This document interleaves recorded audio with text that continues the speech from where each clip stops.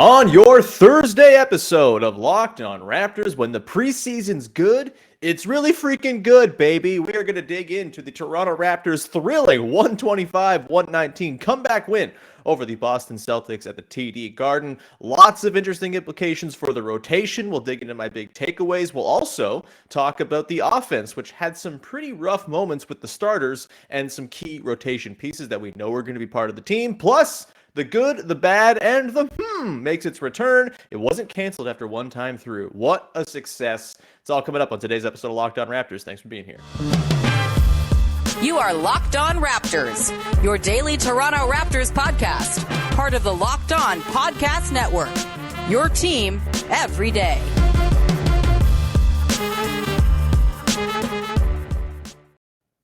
Hey, what's going on? Welcome to episode number 1256 of Locked On Raptors for Thursday, October the 6th. I'm your host, Sean Woodley of Post Touches, a Toronto Raptors blog. You can find it on Substack. My first post will be forthcoming tomorrow into your inboxes, so go subscribe. It's free if you want. You can also pay some money if you'd like to do that as well. But either way, Post Touches, go to my pinned tweet on Twitter, and you can go and subscribe there. You can also follow, subscribe to, rate, and review the podcast for free on all your podcast apps. You can also go to YouTube and hit the big red subscribe button to support the video version of the show.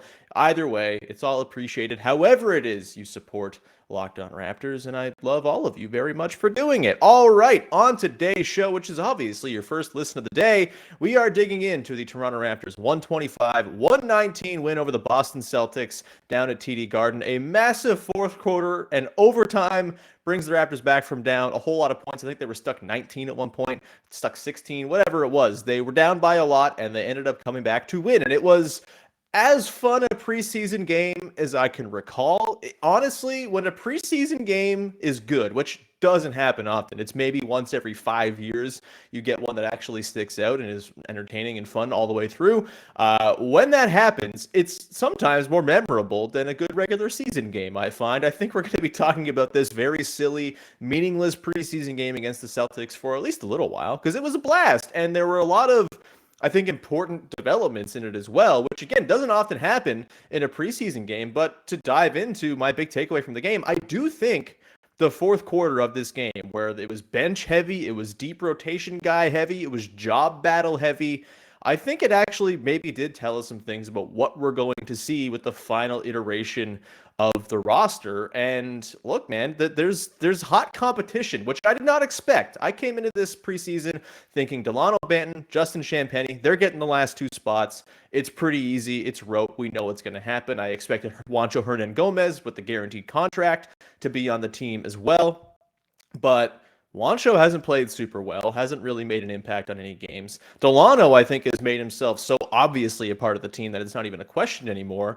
And then you've got Justin Champagnie, who hasn't played in the first two preseason games with an injury, and that has caused, I think, a bit of a stir in the job battle conversation. And so we're going to dive in now to sort of what I think that fourth quarter might have meant for some various guys who were very part and parcel to the very fun comeback, and whether it's going to sort of alter their standing within the team. Coming up a little later, we're going to talk about the offense in the first half of the game in particular, where the starters did not look particularly good. We will get to that, and we've got the good, the bad, and the at the very end of the show to round it all out. But let's start with the play of a couple of guys in Josh Jackson and Gabe Brown. I think this is kind of wild that these are the two standouts from a game, but they were really fun. Gabe Brown played 11 minutes. He was 2 of 4 at 5 points, had a couple of pull-up J's. You also got Josh Jackson in there, 5 of 8 from the field, 13 points, 2 boards and assist, plus 24 to lead the team. He was kind of the guy who led that team through the fourth quarter. I think Khem Birch kind of took over in overtime, which is fun too. But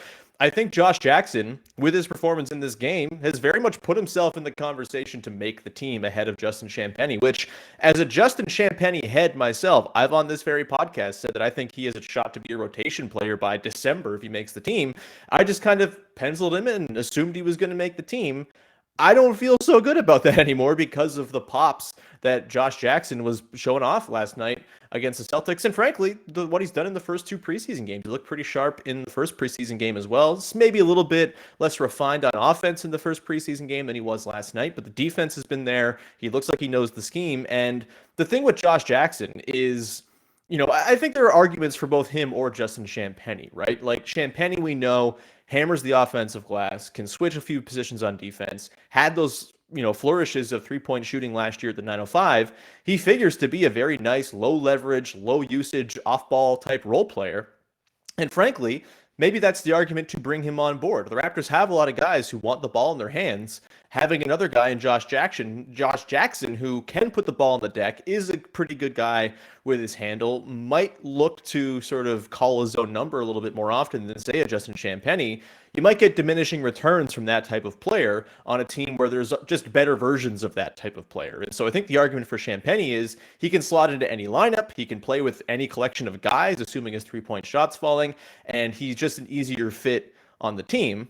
That said, it's hard to argue. Josh Jackson clearly has a little bit more just sort of raw basketball talent than Justin Champagnie. He was really soft with the touch on his drives last night, some really tough finishes, floaters, off-glass stuff, off-hand stuff, through contact. It was pretty impressive to watch him go to work, and he looked polished. He looked like he had a plan when he was driving, and that's not something you can say about a lot of guys.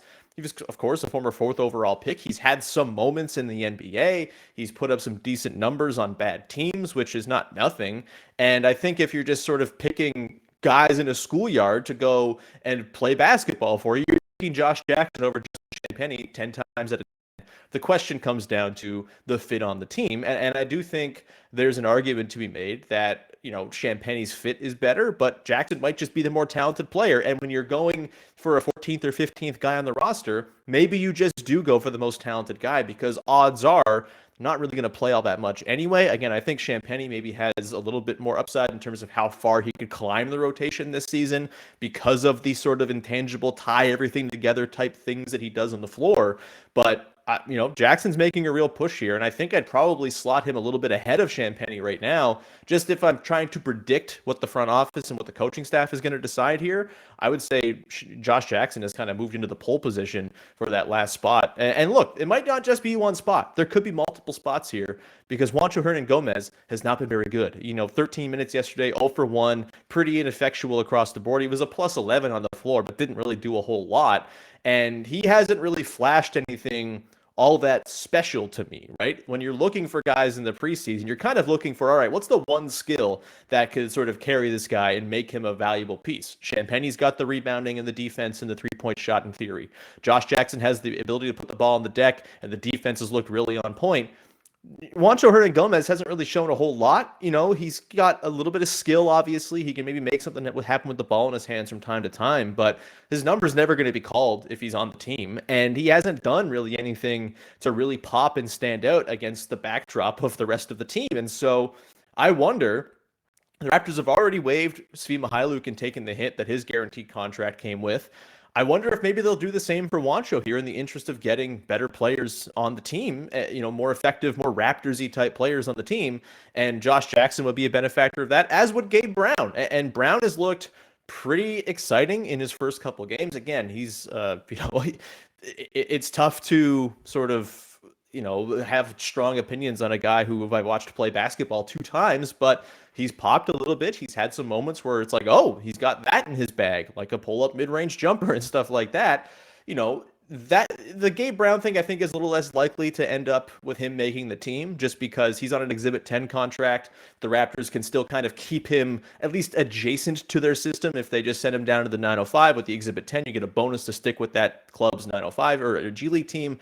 And so I would imagine we'll probably see Gabe Brown go to the 905. But the problem is if he's just on that Exhibit 10, he goes down to the 905, he can be signed by anybody at any time. And so you're at risk of losing him. I'm sure you could convert him to a two-way. Our pal Blake Murphy noted last night, maybe there's a situation where you do put Gabe Brown on a two-way and you take Ron Harper Jr. off of it. It would suck for Ron Harper Jr., obviously, but we haven't really seen much Ron Harper Jr. so far in the preseason. I think he's been hurt a little bit, or he's just not playing. He's not part of the plans. And Gabe Brown clearly is showing at least some intriguing stuff that might make it worth keeping him around. And if the way to keep him around is to, move Ron Harper Jr. off one of those two-way slots and get Gabe Brown in there, maybe that's worth doing. I don't know. But either way, I think Jackson and Brown made a really good case for their inclusion on this team one way or another. And what I thought was a pretty chill, relaxed preseason camp battle for the last few spots is a little bit more interesting now, which is a fun thing to keep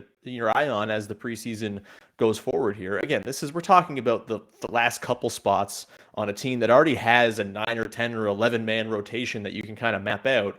These guys are not going to play very much, but it's still exciting stuff in the preseason. It's always cool to see guys who are trying to make the NBA or stay in the NBA kind of pop in preseason, and it's pretty sweet. So yeah, I would say Jackson for me is the most likely of these guys now to make the team. I still think Champagnie stands a pretty good chance, but Juancho, I'd be worried about if I'm Juancho or his people. And if I'm Ron Harper Jr., to the point that Blake Murphy made about converting Gabe Brown to a two-way, I'd be a little bit nervous there as well. There are ways to keep these guys in the system if you want to keep them in the system, but it might come at the expense of some other guys. A couple other notes on the guys who played in the fourth quarter of this game. The most meaningful fourth quarter ever played in the history of preseason basketball, I say. I thought Christian Koloko was really intriguing. He might be in the mix sooner rather than later. Although I still think, as I talked about on yesterday's show, I still think it's best to give him a ton of run in the G League. Play the long game here with Christian Koloko. Yes, he was the defending defensive player of the year in the Pac-12. Yes, he's got a lot of really intriguing skills, but also this is not a team where he's going to have easy minutes. And especially if a guy we're going to talk about in just a second, Khem Birch, is going to look like he has, it feels pretty difficult to me to map out regular, consistent, reliable minutes for Christian Koloko. There's only so many minutes to go around on a team, and the Raptors have 9 guys who are going to eat up most of those minutes already. I don't see a way in which Koloko gets enough run in the NBA to make it worth keeping around in the NBA all season long. The 905 is going to be a place where he can build his craft, work in a pick and roll combination with Jeff Doughton, and just kind of get the reps and the understanding of the way the Raptors play. Of course, the 905 resembles a lot of what the Raptors do in terms of their systems and schemes, and so I still think Koloko should go to the G League for most of the first part of the season at the very least, just to kind of get that work in. But he is looking pretty promising, man. Like, he's got some nice touch around the basket, which I did not expect. I kind of thought his hands were the thing coming out of college that were sort of a little dubious, and he had, nice floater game, lefty righty finishes, really cool. And it's also just like really nice to watch a tall guy play for the Raptors. It's just it changes the court's dimensions. It changes how the sort of the floor looks, and it's nice to have a tall guy out there once again. But I still think, despite the really promising signs, and there were some really promising signs from Koloko last night, 3 of 4 from the field. I think he hit a jumper, he had 3 boards, he had 2 assists as well, he had the 6 points, he had a block. I think there's going to be a pathway here for Koloko at some point, whether it's via injury or poor performance from someone ahead of him, but I still think it's a tough road to find him regular minutes right now, and in the interest of the long game, give him the development time in the G League. I don't know how many times we have to see the G League work out for the Raptors to think, maybe guys should just go play in the G League and figure their stuff out, but I think that's going to be the case here for Koloko, and I don't think that's a bad thing at all. And it's nice to know that if Khem Birch gets hurt, the center situation becomes dire, Christian Koloko can be a bit of insurance there.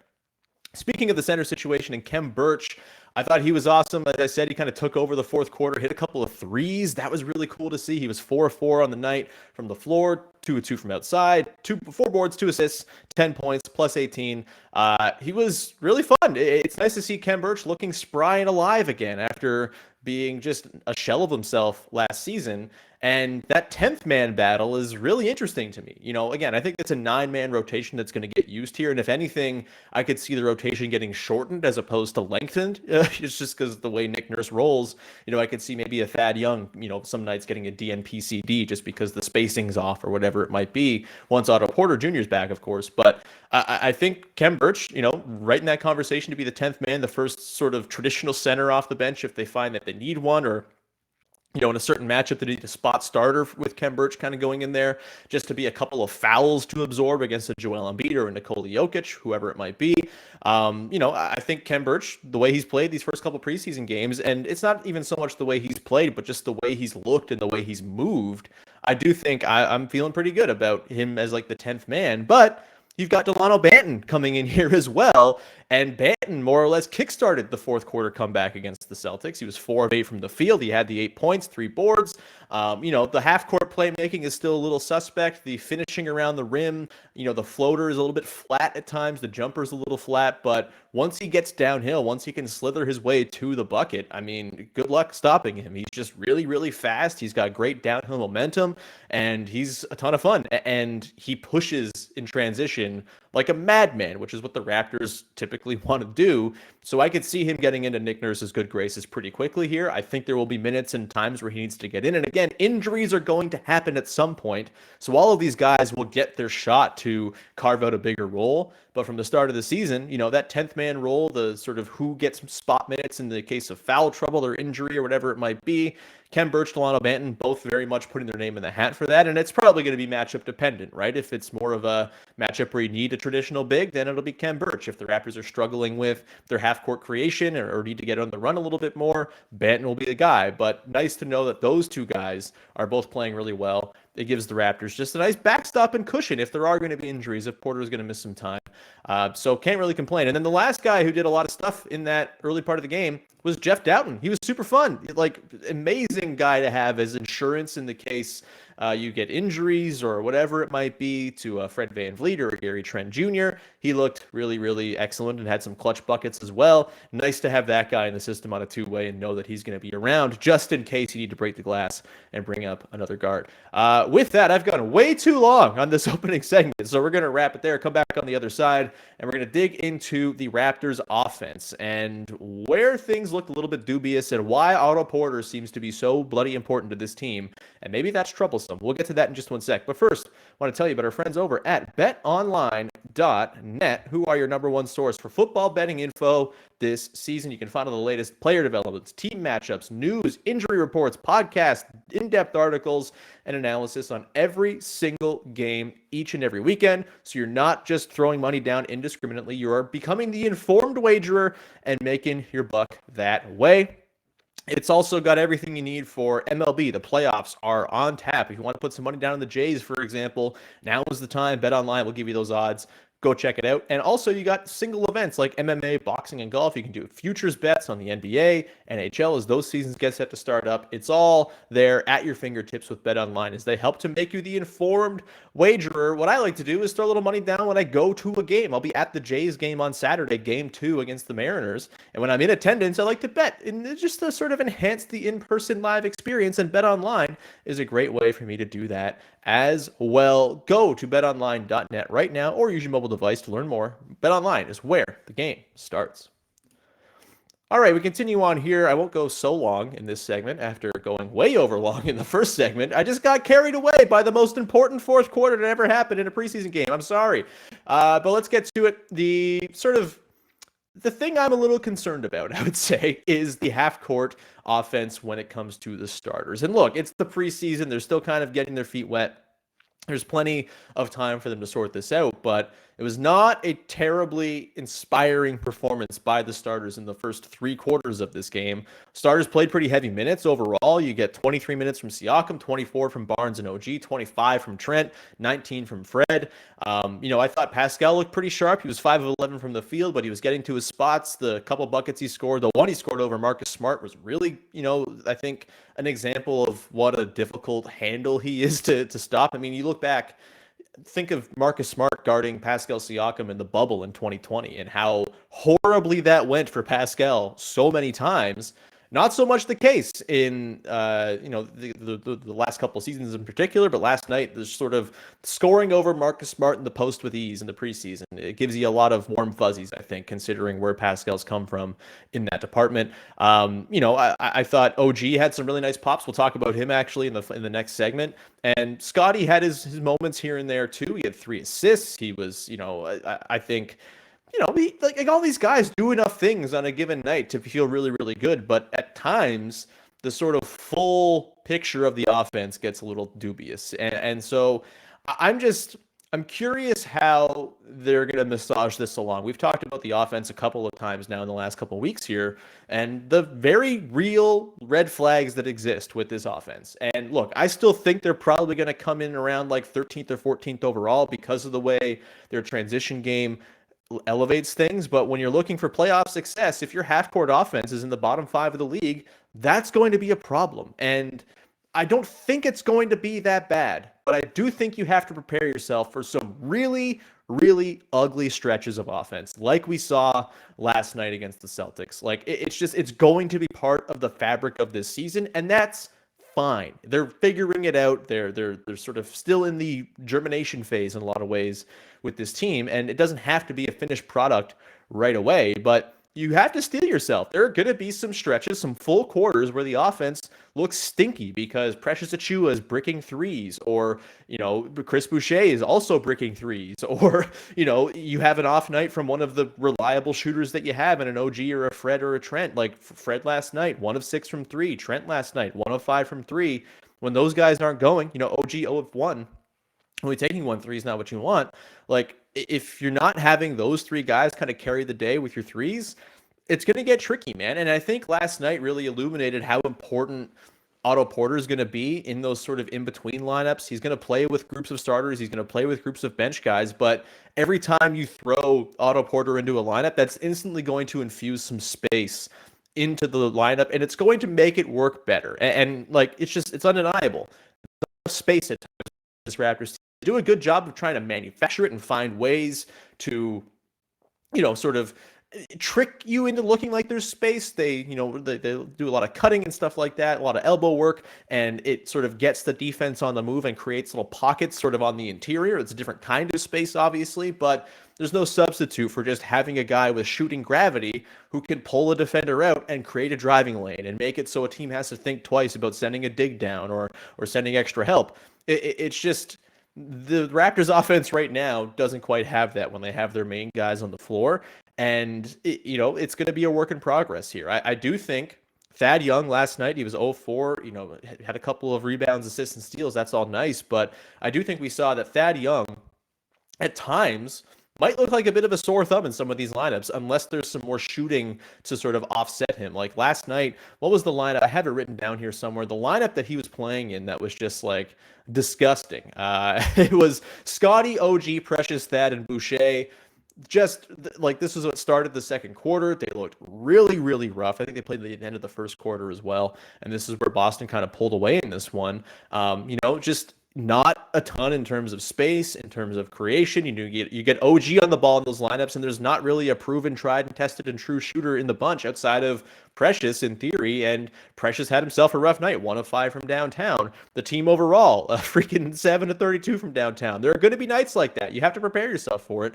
They'll survive some of those nights like they did last night because their defense is so marauding and awful to play against if you're an opposing team. But and honestly, I didn't think that, like, it's hard to say, man. Like, it's the preseason. I don't want to draw too many massive conclusions here, but I think it's just a basic matter of spacing and geometry that they're gonna need Otto Porter big time to make these sort of in between lineups work. I think there's going to be times where Otto Porter has to sub in for a starter to give some extra shooting in there, whether it's a Scotty, whether it's a Pascal. Like they're going to have to find ways to insert more shooting into these lineups, and again, hope that you get Precious kind of having the season he had at the end of the year last year, and that Boucher bounces back. There's a lot riding on internal growth and sort of guys in-house figuring it out. And we saw last night what it can look like when it goes badly. And you just got to be prepped for it, man. It's not going to mean that the season's a failure if they have a bunch of quarters where they score 5 points.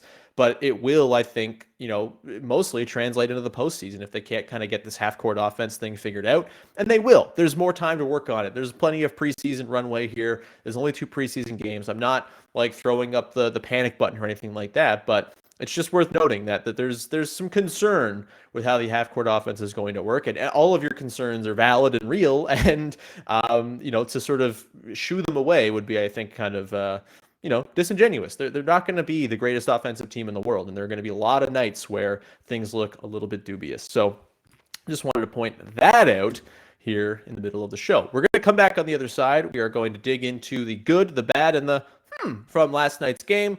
We'll dig into that in one sec. But first, just a reminder, go check out Locked On Blue Jays. It is free and available wherever you get your podcasts and on YouTube, as Ben Shulman and Matt Bonaparte are getting you prepared for the playoffs against the Seattle Mariners. Game 1 on Friday, Game 2 Saturday, Game 3 Sunday. It's all very stressful, but Ben and Matt are guiding you through. So go check out Locked On Blue Jays for free wherever you get your pods. All right, we'll round up the show here with a quick round of good, bad, and this new segment that I've introduced, where we'll dig into a good thing from a game, a bad thing from the game, and a thing that's got me a little bit intrigued going forward. We'll start with the good, and this is going to be a nice, fluffy, nice segment, I think. The good today is going to be, I'm hitting the wrong buttons here on the screen. Please forgive me. But the good today is going to be the beautiful broadcast team of Matt Devlin and Jack Armstrong. They're just the best. They're so fun. They made that preseason game last night more enjoyable than it had any right to be. The fact that Jack was clearly, obviously just couldn't wait for the game to end before overtime kicked in. The fact that Matt was seemingly delighted by the fact that there was overtime and that Jack Armstrong had to work later. That was awesome. I think, people have their misgivings about the Raptors broadcast sometimes, but I think Matt and Jack are about as good as it gets. And it was a nice reminder last night. It was a great way to be reacquainted to one of the most fun and delightful broadcast teams there is. Do they get homery sometimes? Sure. Do they get too caught up in officials sometimes? Maybe, but they make watching Raptors games fun, which is kind of what I think a broadcast team should be trying to do. They don't take themselves too seriously. I think there's nothing worse than a broadcast team that takes itself too seriously. So my good for last night is for sure Jack and Matt. It was just lovely to see the return of those guys. They're the best. All right, the bad. Overtime. Overtime sucks. Look, it's great that the Raptors won this game. Preseason, cool. It was super fun. Had a fun time watching it when it happened. But overall, I feel like this would be such a great opportunity to experiment with how you do overtime, just considering the lack of stakes in these games. This feels to me, why are we not doing the Elam Ending in overtime? If you're not familiar with the Elam Ending, I'll explain it real quick. It's what they use in the Canadian Elite Basketball League, the league that I call games for. It's also what they use in the basketball tournament, concocted by this guy, Dr. Nick Elam, who has decided that the end of basketball games is kind of ass because of all the free throws, because of all the stoppages, because of all the coach intervention, all of that. It makes watching the end of basketball games bad. And honestly, if you have any sort of normie people in your life who aren't crazy basketball fans, what's their number one complaint about basketball? Takes too long to end games. Maybe they're onto something there. I think they are. With overtime, I know I've made this point on the show before, or other shows I've been on in the past, but overtime in basketball is the most anticlimactic thing in the entire world. You have this great buildup to a really nice, fun finish to the end of regulation, and then more often than not, overtime's a dud that kind of soaks all of the energy and excitement out of the game. Sometimes you get great ones. The odd time you get a 4 overtime classic and it's awesome, but that's so rare that I don't really think it's worth keeping the regular overtime structure around. And so, why are we not experimenting in the preseason with something like the Elam Ending, where you set a target score? In the way it works in the CEBL is that you get to the 4-minute mark of the fourth quarter, they shut off the clocks, you add 9 points to whoever's in the lead, and you race to whatever that score is for both teams, so either team can still win. When it comes to the overtime Elam Ending idea, both teams are tied, just add 10 points to the score, just play to 10. I don't know why you don't do that. You get a last bucket wins every single time. Nothing beats a last bucket wins situation. You get, everything is essentially a buzzer beater without the buzzer going off. And I just feel like the preseason would be such a great testing ground for it. The NBA is trying new stuff. The midseason tournament's going to come in. That's very exciting. I can't wait for that. But why are we not trying the Elam Ending in the preseason just to show how rad it would be? It just, I don't know. Playoff overtime, or basketball overtime, I should say, is maybe the worst thing about the sport, and the Elam Ending would instantly fix it and make it one of the best things. So I wish they were trying it out here in the preseason. I really do. It's a little disappointing that they have not gotten a little enterprising and creative with how they're going to, finish games. And the preseason will be the greatest, I think, testing ground for it, other than the G League, which they should have already been doing the Elam Ending for overtime in years ago.